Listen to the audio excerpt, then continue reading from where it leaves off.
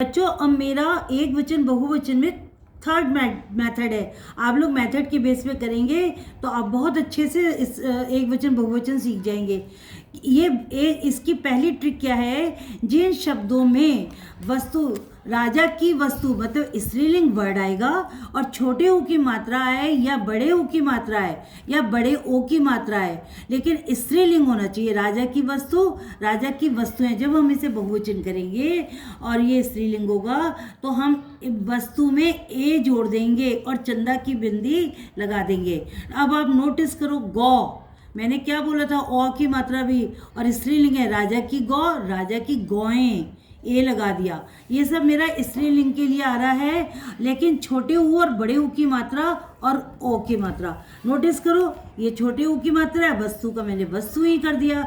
बड़े ऊ की मात्रा है लू मेरे, लेकिन पुल्लिंग में सब में, बहुवचन में, सॉरी पुल्लिंग में नहीं, बहुवचन में सब में छोटे ऊ की मात्राएं आएंगी कन्वर्ट करने के लिए।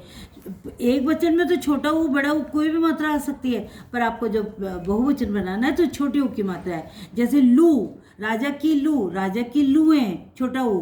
बहू का वधू, बहू का वधू, बहुएं, बहुएं, ऋतु, ऋतुएं, तो राजा की बहू, राजा की वधू, बहुएं। देखो मैंने इन सब में देखो बहू वधू कह लो, बहुएं, सब में छोटू की मात्रा लगाई है। ऋतु का ऋतुएं, मैंने एक ही मात्रा लगाई है। धेनु का धेनु है, छोटी एक की मात्रा और वो लगाई है। ये मेरा मेथड नंबर 3 है, इसको आप लोग बहुत अच्छे से समझना। अब देखो गौ, औ की मात्रा है गौएं, ये सब स्त्रीलिंग में, अगर स्त्रीलिंग है और छोटा ऊ और बड़ी ऊ की मात्रा है एक वचन में औ की, तो हम उसको प्लूरल बनाते वक्त ए छोटी ए और चंदा की बिंदी लगाएंगे।